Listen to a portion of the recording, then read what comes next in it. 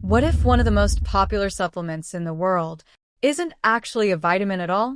Not chemically, not biologically, not in the way it works inside your body. Vitamin D is technically a hormone, and once you understand that, everything about it starts to make much more sense. Millions of people take vitamin D every day. It's recommended for bones, for immunity, for overall health. But here's something most people never hear. Taking vitamin D doesn't mean your body is actually using it, because before vitamin D can do anything useful, your body has to activate it, and that process is far more complex than most people realize. In fact, vitamin D behaves less like a simple nutrient and more like a biological signal, the kind your body uses to send instructions, just like a hormone. And the story doesn't start with a supplement.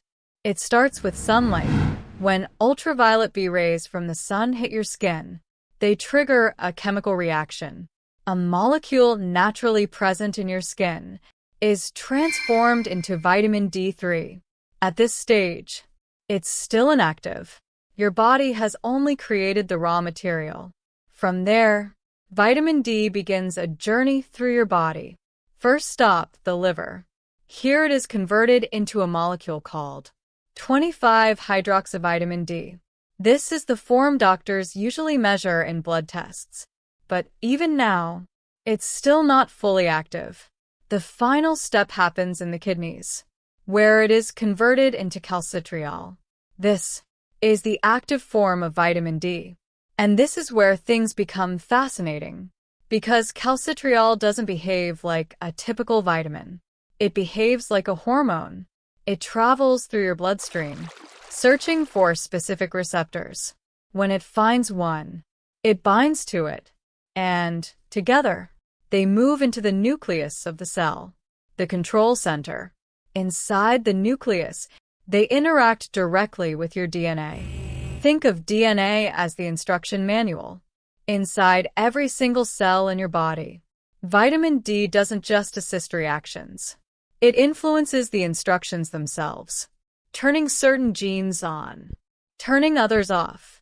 Large genomic studies published in journals like Nature Reviews Endocrinology have shown that vitamin D signaling affects hundreds of genes.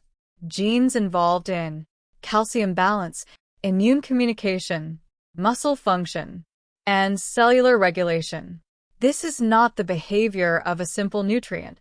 This is hormone level control. But here's the strange part.